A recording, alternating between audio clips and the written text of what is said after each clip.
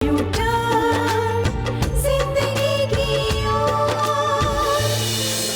भी तुम पसंद हो, पर हमारे घर की स्थिति ही कुछ ऐसी है कि अभी हम शादी के बारे में सोच ही नहीं सकते। मैं कुछ पूछ रहा हूँ अमर। चाचा जी, वसुधा अब यहाँ काम नहीं करती। भैया ने एकदम शानदार चाल चली, सारी गलती भाभी के साथ। भैया एकदम सेफ। मुझे तो पता ही था कि नंबर क्यों नहीं लग रहा है। यानी कि भाभी के मोबाइल में चाचा जी का नंबर ब्लॉक करने का आइडिया काम आ गया। एकदम कर गया, सॉलिड। चाचा जी का तो चेहरा ही उतर गया था। उन्होंने वसुधा को लेकर कुछ और भी कहा क्या? अरे नहीं मम्मी, क्या कहते, कहने लायक कुछ होता तो कहते ना। सब ठीक हो गया है, टेंशन मत लो।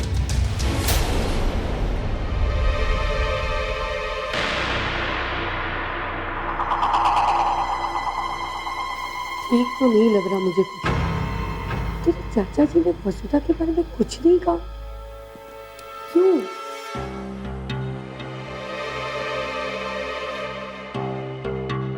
वो केवल अमर की बात सुनते रहे, कोई पूछताछ नहीं की, क्यों? मुझे नहीं लगता उन्हें इन सब बातों पर विश्वास हुआ होगा। मम्मी, आप तो डरा रही हो हमें। डरा नहीं रही हूँ, सिर्फ सतर्क रहने के लिए कह रही हूँ। मान ले कि चाचा जी को इन सब बातों पर विश्वास ही ना हुआ हो, तो फिर वो वसुधा से किसी न किसी बहाने मिलने की कोशिश तो करेंगे ही। फिर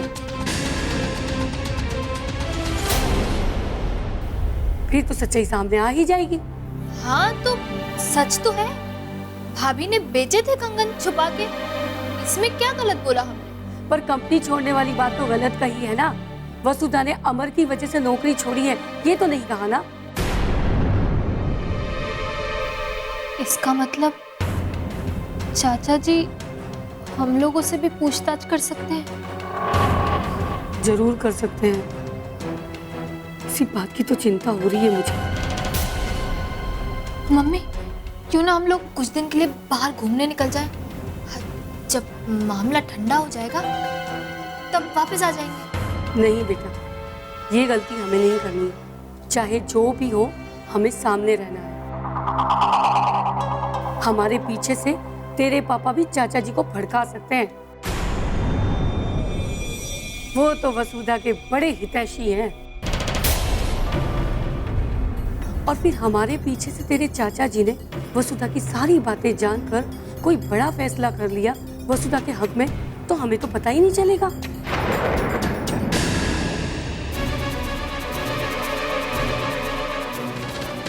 और हम आए तो पता चला कि चिड़िया खेत चुग गई, तो क्या कर लेंगे हम? तुम ठीक कह रही हो मम्मी, हमें सामने ही रहना होगा। अगर परिस्थितियां बिगड़ती हैं तो उसे अपने हक में करना होगा।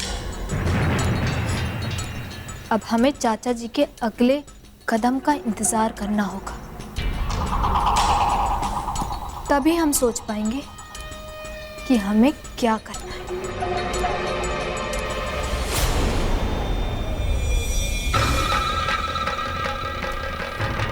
हाँ बेटा, हमें हर परिस्थिति के लिए तैयार रहना है, डरना नहीं है।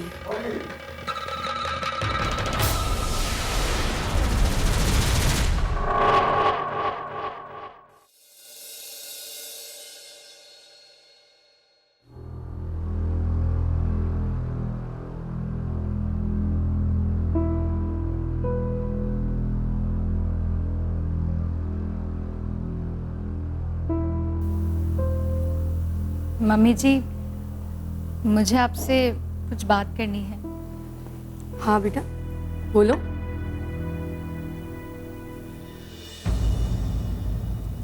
मम्मी जी, वो मुझसे जो गलती हुई थी, नौकरी छोड़ने की?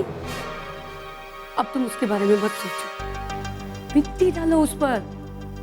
तुम एनजीओ का काम करके खुश हो ना, बस हमारे लिए यही बड़ी बात है। और बेटा, अब हम तुम्हें अमर के साथ काम करने के लिए जबरदस्ती नहीं करेंगे, टेंशन मत लो। वो बात नहीं है मम्मी जी, मैं पैसे लौटाने वाली जो बात है उस पर कुछ कहना चाहती हूँ। मम्मी जी, मैंने कंगन बेचकर जो 2 लाख रुपए आकाश की फीस के लिए जमा किए थे वो मैं जल्द से जल्द लौटा दूंगी। अर्चना भी कोशिश कर रही है पैसे की व्यवस्था करने के लिए, बस कुछ ही दिनों की बात है। अरे बेटा, मैंने थोड़ी ना तुमसे कहा है। भाभी भी ना छोटी छोटी बातें दिल पे लगा लेती हैं। अरे भाभी, रात गई बात गई, अब आपने मजबूरी में कंगन बेचे और फिर ये बात हमसे छिपाई तो अनजाने में छुपाई। अब इस पर घर में 2-4 बातें हो भी गई तो जाने भी दीजिए ना भाभी। अब मम्मी और भैया आपको पैसे लौटाने के लिए फोर्स तो कर नहीं रहे हैं, तो फिर क्यों बेवजह आप परेशान हो रही हैं? अब मैं तो कहती हूँ पैसे लौटाने की जरूरत ही नहीं है।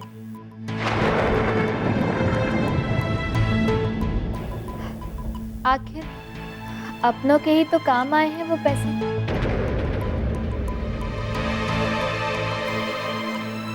क्यों मम्मी? तुमन ठीक कह रही है बेटा, तुम ज्यादा परेशान मत हो, अपने काम पर ध्यान दो। पैसे का क्या है, आज नहीं तो कल आ ही जाएगा। और कंगन का भी क्या है, आज नहीं तो कल आ जाएंगे।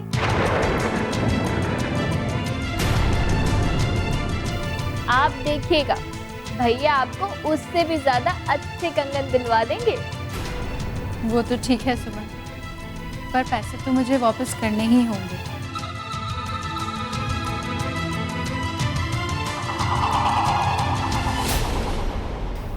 वो भी मुझ पर बहुत नाराज हुई और जिद पकड़ कर बैठी है कि 2 लाख रुपए मैं जल्द से जल्द यहाँ लौटा दूँ।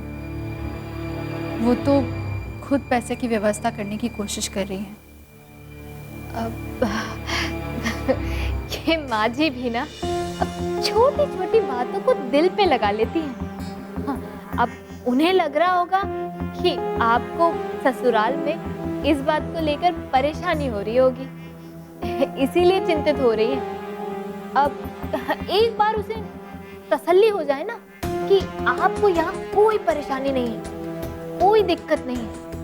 इनफैक्ट यहाँ तो उस कंगन को लेकर कोई बात ही नहीं कर रहा है, तो वो अपने आप अपनी जिद छोड़ देंगी। वसुधा बेटी, फिर भी वो ना माने ना तो मुझसे बात करा देना, मैं समझा दूंगी उन्हें। जब हमें कोई परेशानी नहीं है तो उन्हें किस बात की चिंता है? ये कुछ दिनों से सूरज पश्चिम में कैसे निकल रहा है? पहले तो मेरे घर पर माँ को भड़काती है, फिर समझाने की बात करती है। पहले कंगन बेचने को लेकर इतनी हाय तौबा, और अब जैसे कुछ हुआ ही ना। आखिर ये रंग बदलने की वजह क्या है?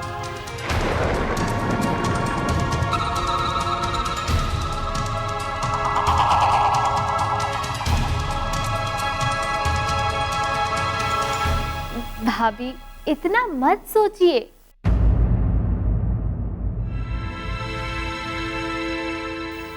अब मम्मी और भैया ने उस दिन गुस्से में कुछ कह भी दिया तो उसे दिल पे लगाने की क्या बात है?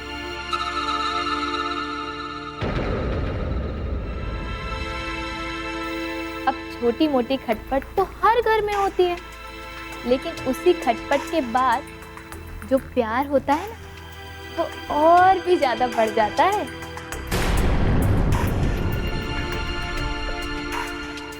अब ज्यादा मत सोचो, काम पर जाओ और खुशी खुशी जाओ।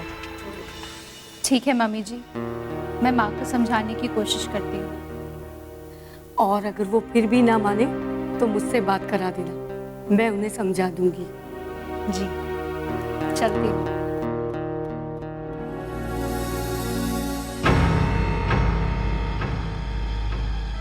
पता नहीं और कितने दिन इसकी चापलूसी करनी पड़ेगी। 2 लाख रुपए वापस दे रही थी, वो भी गए हाथ से। मम्मी, ये 2 लाख का रोना मत रो, इससे कहीं गुना ज्यादा हाथ में आ जाएगा। अभी हमें हर कदम सावधानी से रखना है।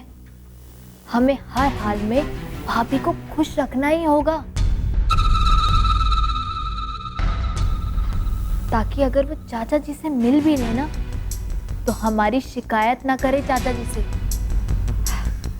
इसी बीच हम और भैया सोचेंगे कि चाचा जी की कंपनी कैसे हथियानी है। लेकिन वो पूछताछ हमसे भी तो करेंगे ना। हाँ तो ठीक है ना, दे देंगे जवाब। कल आपने ही कहा था ना कि हमें सामना करना है, पीठ दिखा के नहीं भागना है। तो बस जैसा देवता सामने आएगा वैसे पूजा कर लेंगे। देखते हैं ऊंट किस करवट बैठता है। अच्छा ही होगा मम्मी, जब इतनी सारी प्लानिंग कामयाब हो रही है ना, तो आगे भी होगी। बस अब चिंता छोड़ दीजिए, ठीक है?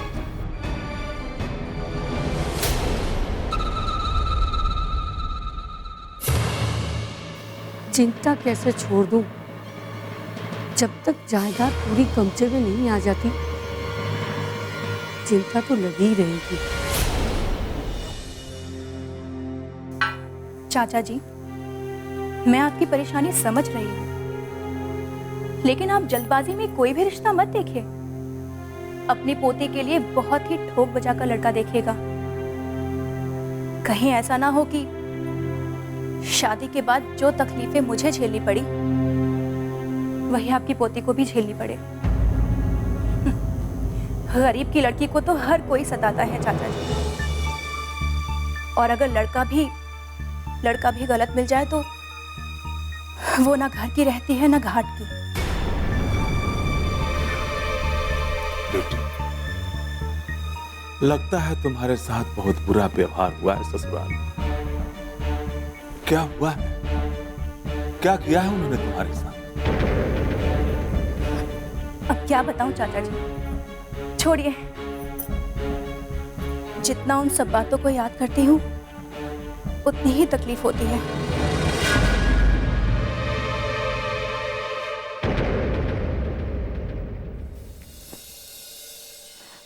अरे शांति चाचा, आप यहाँ? हाँ बेटी, मैं तुमसे ही मिलने आया हूँ। अब मुझे पता नहीं था कि तुम यहाँ काम करती हो। सुधीर से पता चला, उसी ने यहाँ का पता बताया। अच्छा, आइए।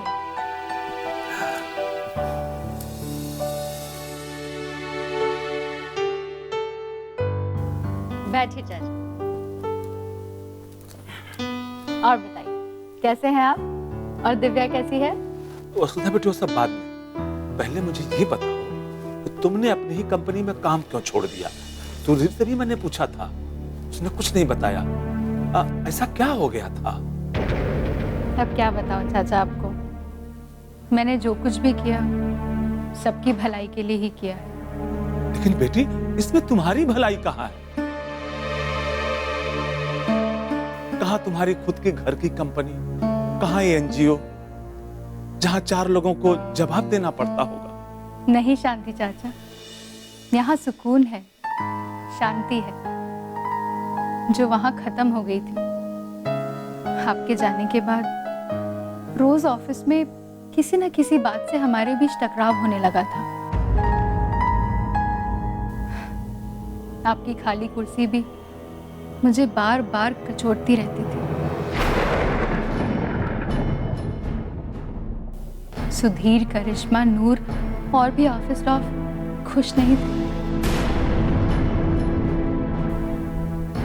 इन्हें भी यही लगता था कि ऑफिस स्टाफ उनकी बात न मानकर मेरी बात ज़्यादा मानता है। फिर इस टकराहट की आंच जब मेरे गृहस्थी पे भी पड़ने लगी, तब मैंने डिसाइड कर लिया कि अब वहाँ काम करना ठीक नहीं रहेगा।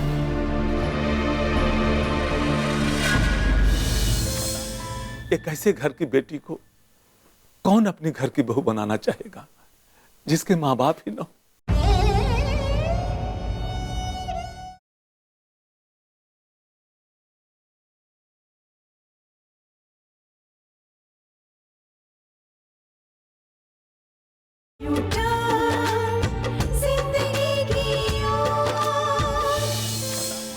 फिर इस टकराहट की आंच जब मेरे गृहस्थी पे भी पड़ने लगी, तब मैंने डिसाइड कर लिया कि अब वहाँ काम करना ठीक नहीं रहेगा।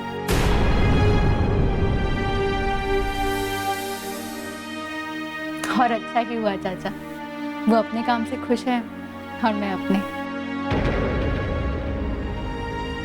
कम से कम ऑफिस वर्क को लेकर हमारे बीच अनबन तो नहीं होती है। अब क्या कहूं बेटी, लगता है दुनिया से शांति और सुकून सब खत्म हो गया है। जिसे देखो वही परेशान है, जिसके पास है वो बचाने के लिए परेशान है, जिसके पास नहीं वो पाने के लिए परेशान। क्या जिंदगी। वो सब छोड़िए ना शांति चाचा, आपने कोई दूसरी नौकरी ज्वाइन की? नहीं बेटी, अब इस उम्र में कौन नौकरी देगा मुझे? अगर किसी ने दया करके दे भी दी तो रोज कमियां निकालेगा मुझ में।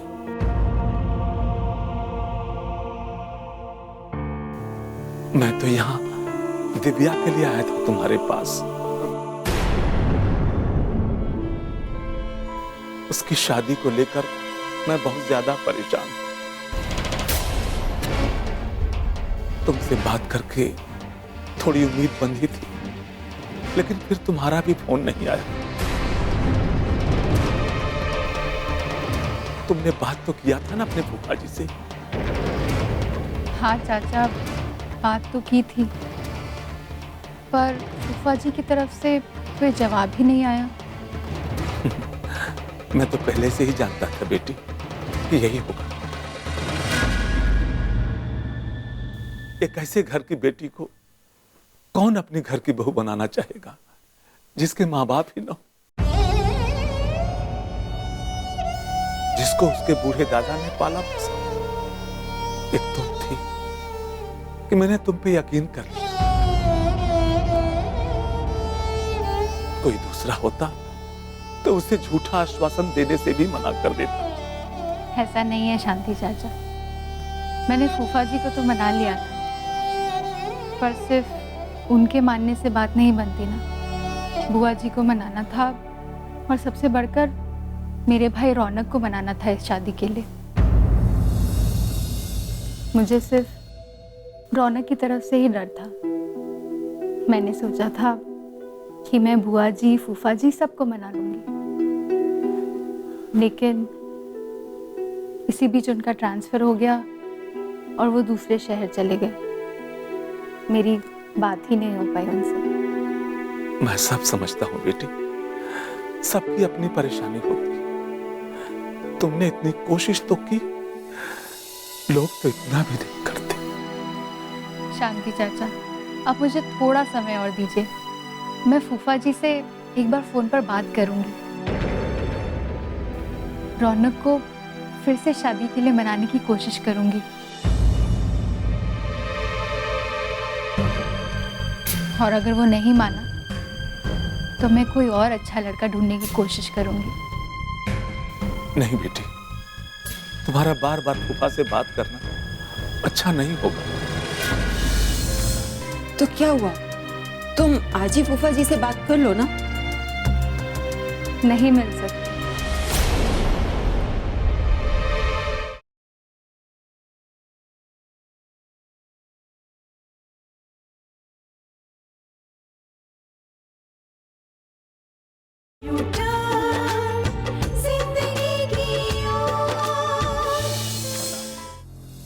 नहीं बेटी, तुम्हारा बार बार फूफा से बात करना अच्छा नहीं होगा।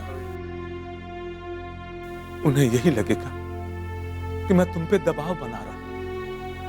अगर उनके घर के लोग राजी होते, वो खुद तुमसे बात करते।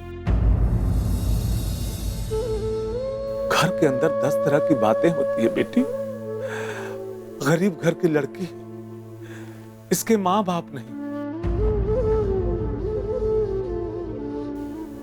पता नहीं बूढ़े दादा ने क्या सिखाया होगा, कैसे संस्कार दिए हो। इस तरह के 1000 प्रश्न उठते हैं बेटी। तू अब उनसे बात मत कर। दिव्या के भाग में जो लिखा होगा वही होगा। जब ऊपर वाला रहम नहीं कर रहा और उसे क्या शिकायत।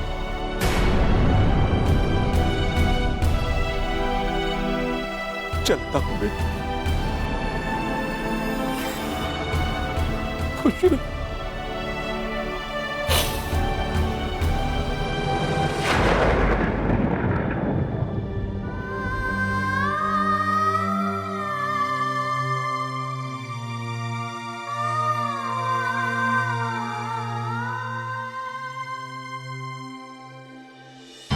पता नहीं क्या होगा।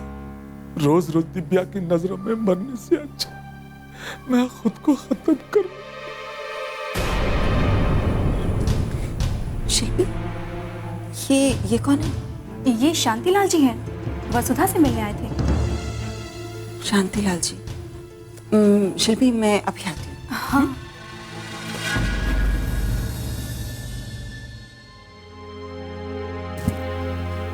क्या हुआ वसुधा, परेशान लग रही हो? नहीं, ऐसे ही। शांतिलाल जी को लेके परेशान होगी? वो मैंने भी देखा उनको यहाँ से जाते हुए। शिल्पी ने भी बताया, वो भी इतने परेशान लग रहे थे। आखिर बात क्या है? वही उनकी पोती दिव्या को लेकर। उनकी पोती की शादी को लेकर बहुत ही टेंशन में है वो। पहले नौकरी चली गई और अब शादी की टेंशन। शादी की टेंशन? मगर तुमने तो बताया था ना कि तुम उनकी पोती की शादी अपने फूफा के बेटे से करवाने वाली हो। तो फिर? हाँ मालिक, मैंने तो फूफा जी को राजी भी कर लिया था। उन्होंने कहा था कि घर पर सबसे बात करके बताएंगे, पर उनका फोन ही नहीं आया। इसी बीच गहने बेचने वाली बात पर घर पर इतना बवंडर हो गया कि मेरा ध्यान ही हट गया उस बात से। वो तो शांति चाचा ने आकर पूछा, तब मुझे याद आया। तो क्या हुआ? तुम आज ही फूफा जी से बात कर लो ना। नहीं मिल सकती।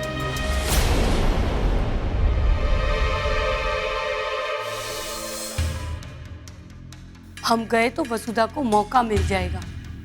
मुझे उस पर जरा भी विश्वास नहीं है। वो चाचा जी को भरमा कर, उल्टी सीधी कहानी सुनाकर उनकी हमदर्दी जीत सकती है। और ये भी हो सकता है कि चाचा जी अमर को एमडी की कुर्सी से हटाकर वसुधा को एमडी की कुर्सी पर बिठा दें।